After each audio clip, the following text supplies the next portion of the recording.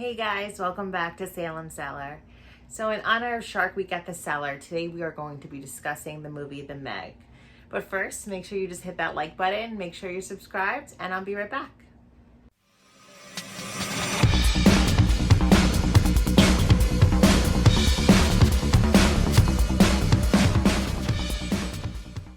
So The Meg was released August 10th, 2018. It's starring Jason Statham, who plays Jonas Taylor. Rainn Wilson's in it as well. Yes, Dwight from The Office. We love Rainn Wilson. Ruby Rose is in it. So it starts off with Jason Statham's character. You could see how he's in like some type of mission. You know, they're submerged deep into the water in the Pacific, and he sees something. He's not quite sure what it is, but clearly they're in distress. He has to make a tough decision. Either all these men die, or I close this hatchet and half of us die. And and he saves the men that are with him. He makes that call. Half the men don't make it, half the men do. And of course they blame him, like, okay, it's your fault that we didn't all survive.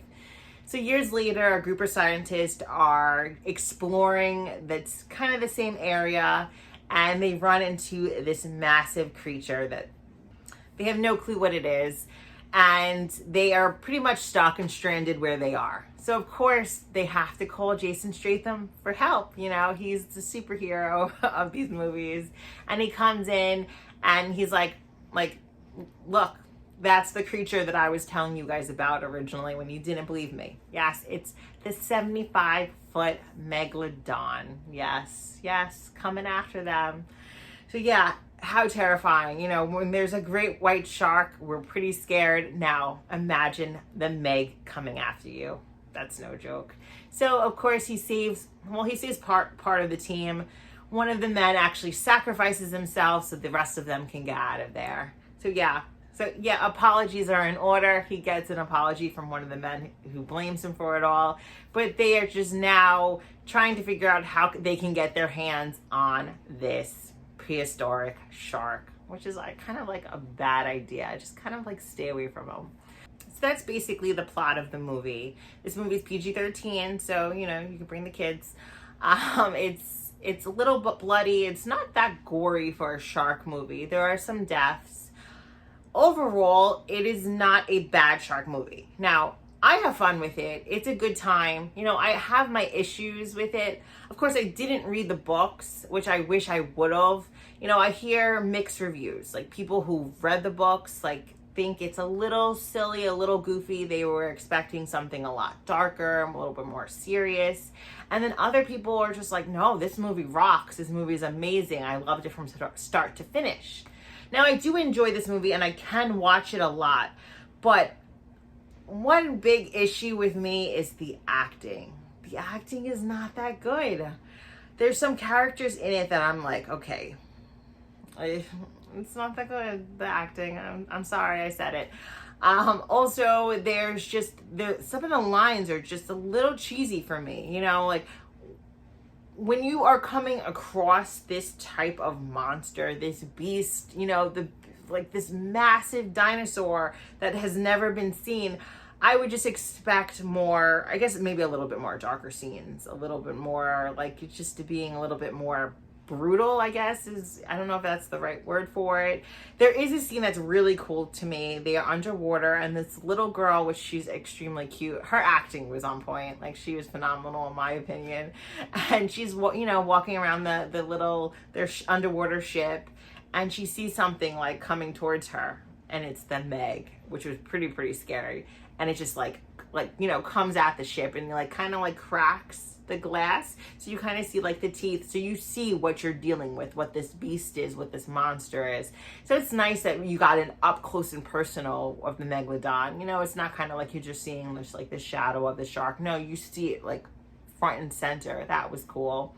There's another scene in it where they are also looking at the glass. They see I'm sorry, I don't know if it's a whale or shark, but one of the sea life that they, see frequently. And clearly the sea creature, I don't want to call it a whale or shark because I'm not sure, but it is in distress. Something's wrong. And then you see the Meg come and eat it.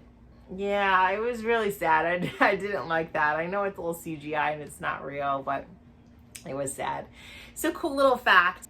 So in the book, the megalodon is basically pure white, almost luminescent. There, it's not seeing the sun. But they weren't able to do this in the film because of CGI, so that's why it's, that grayish color. So another fun fact, Jason Statham is actually an expert swimmer. Did not know this. In the 1990 Commonwealth Games, he represented England in diving. I thought that was pretty cool. Is there anything you cannot do, Jason Statham? That's pretty impressive.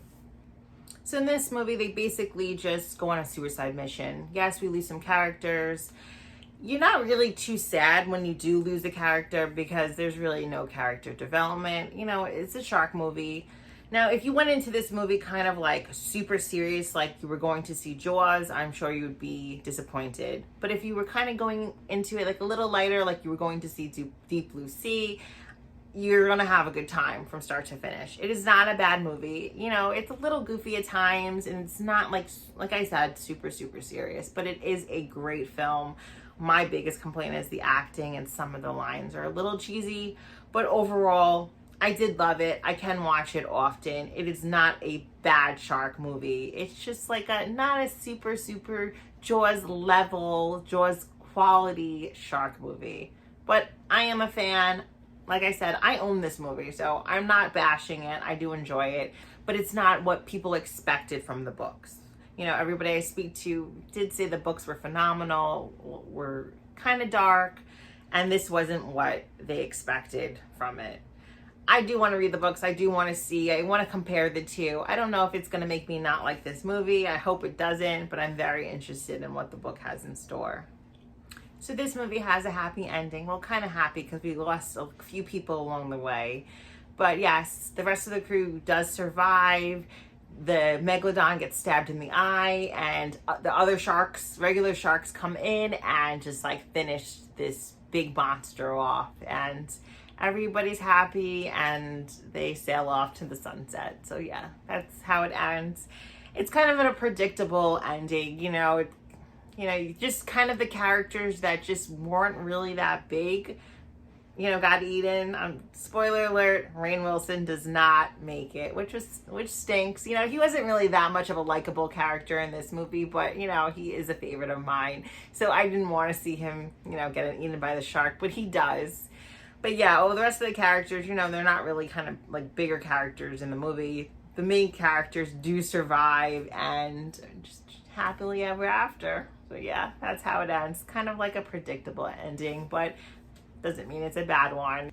It's still a lot of fun. I enjoyed it. But yeah, I would have wanted a little bit more gore, maybe a little bit more deaths. It's just, my complaint, not enough blood and gore. Little goofiness, and the acting just was not there for me. Those are my biggest complaints. I did enjoy the movie. Like I said, I do own it. It's probably in my top 10 favorite shark movies. Like always, thank you so much for watching. Comment down below. Let me know if you read the book, if you watched the movie, which one do you prefer? Were you a fan of the book but not the movie? Were you a fan of the movie and not the book? I really want to get into these books. I want to see what they're about. Yeah, I've been hearing really great things about them. And again, I hope you guys are enjoying Shark Week. We have a lot of great things in store this week. I'm going to be doing my top 10 favorite shark movies. Yes, and we're going to be talking about even the bad ones. So yeah, get ready for it. Make sure you're following me on social media. Make sure you're subscribed, and I'll be right back.